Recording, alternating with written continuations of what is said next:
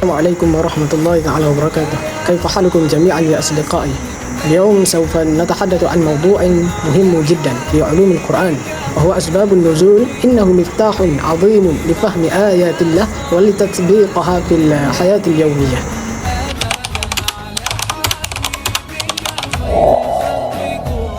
Untuk mukaddimahnya slide ini ada dua poin yang besar di sini adalah iaitu Al-Quran dan sebab nuzul. Quran ini adalah petunjuk dan panduan hidup yang lengkap untuk seluruh umat manusia. Manakala seterusnya sebab nuzul adalah latar belakang turunnya ayat yang memberikan konteks mendalam tentang situasi dan keadaan ketika wahyu diturunkan. Di sini adalah kita dapat iaitu faham konteks ayat, dan kedua adalah mengelak daripada salah tafsir. Ini bahayalah kita kata. Ketiga adalah menghayati hikmah wahyu, yakni kita menghayati kebijaksanaan dan pengajaran yang terkandung dalam setiap penurunan wahyu Allah Subhanahu Wa Taala.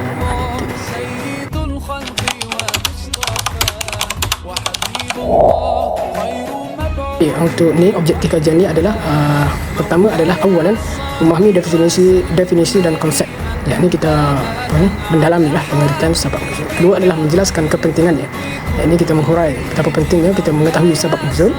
Thalithan, ketiga adalah kita memberi contoh ayat, supaya kita dapat mengaplikasikan ataupun kita dapat membuat secara praktikal lah. Keempat adalah menunjukkan relevan, membuktikan bahawa bagaimana sebab nuzul ini masih relevan dan dapat diaplikasikan dalam menyelesaikan permasalahan umat Islam pada zaman moden ini.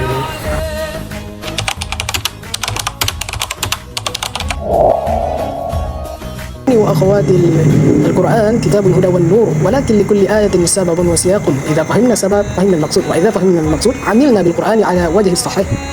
Dalam aspek akidah kita boleh tengok iaitu pertanyaan tentang roh. Jadi ayat turun A'udzubillahi minasyaitonirrajim, bismillahirrahmanirrahim, wa yas'alunaka 'anir ruh qulir ruhu min amri rabbi. Maksudnya adalah dan mereka bertanya kepadamu tentang roh, katakanlah roh itu termasuk urusan Tuhanku dan tidaklah kamu diberi pengetahuan melainkan sedikit. Peran utama daripada slide yang berkaitan dengan akidah ni, pengajarannya adalah ilmu manusia ni adalah terbatas berbanding dengan ilmu Allah yang tidak terhingga.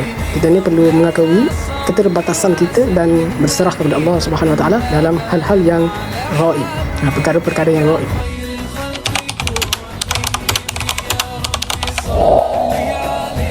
تعرفنا على أسباب النزول تبين لنا مقصود الآية وزال الإشكال إنها تعلمنا الحكمة في التشريع وثبت القلب وتقوي الإيمان. Yang seterusnya ini adalah kepentingan mengetahui sebab nuzul, yakni kita memahami konteks ayat. Kedua, kita keserasian dengan realiti. Ketiga adalah hikmah penurunan berperingkat. Al-Quran ni dia turun secara berangsur-angsur dalam tempoh masa 23 tahun. Sebab nuzul menjelaskan hikmah di sebalik penurunan berperingkat ini. Menunjukkan bahawanya bagaimana Allah Subhanahu Wa Taala mendidik umat manusia ini secara bertahap, mengikut kesesuaian masa dan keadaan, mengikut masa dan keadaan pada itu. Jadi Al-Quran ini turun berangsur-angsur selama 23 tahun, 23 years.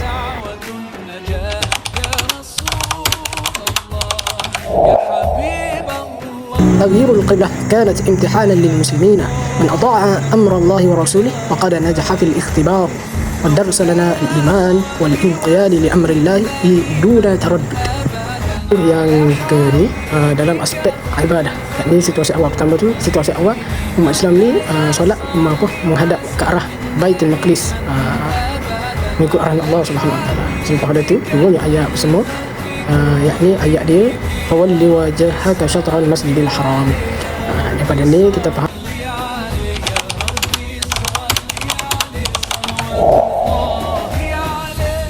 شرع الله العدة حفاظا على الأسرة وصيانة للمرأة، والدرس أن كل أمر شرعه الله فيه حكمة وإن لم ندركها كاملة.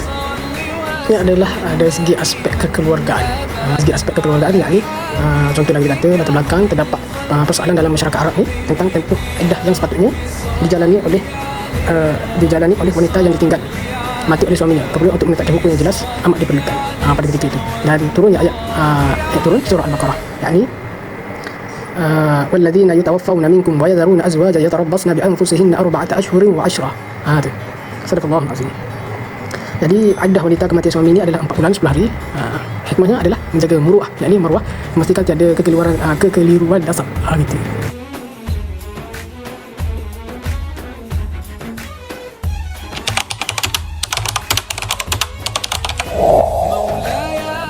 سبحان المحرم الخمر دفعة واحدة بل على مراحل الحكمة tadrijul nas fi tarbiyah wa rahmatullahi bi ibadihi. Contoh dalam aspek sosial kita kata, dan ada 3 peringkat di sini kita boleh tengok slide ini adalah peringkat pertama Al-Quran mula-mula hanya menyebut tentang keburukan Arab. Pada masa itu tak haram lagi, dia sebut tentang keburukan saja. Dan peringkat kedua, Allah SWT melarang salat dalam keadaan mabuk. Dan peringkat ketiga inilah akhirnya turun larangan tegas dalam surah Al-Maidah mengharamkan arak sebenarnya.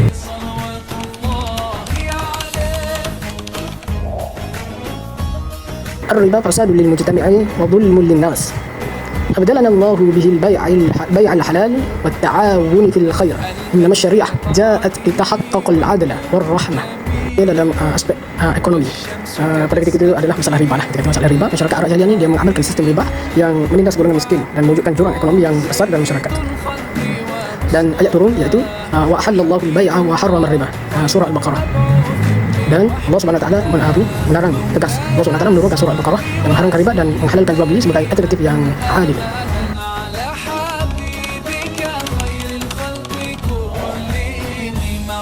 والخلاصة ختاما نقول أسباب النزول مفتاح الفهم الصحيح للقرآن.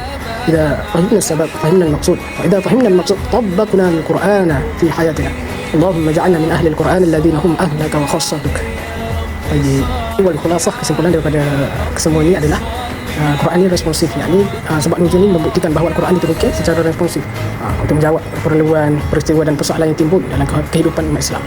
Faham yang mendalam. Daripada kita faham dengan mendalam, dapatlah kita daripada ni mengelakkan kita ni daripada salah faham. Itu kata ni ialah Allah SWT nak mengajarkan kita ni dengan secara bertahap supaya kita ni dapat menerima hukum dan ajaran. Itu ini adalah kesempurnaan syariat. Ada belaka dari segi menangani isu-isu akidah, ibadah, muamalah, kekeluargaan bersama ekonomi dengan adil dan bijaksana. Assalamualaikum warahmatullahi taala wabarakatuh.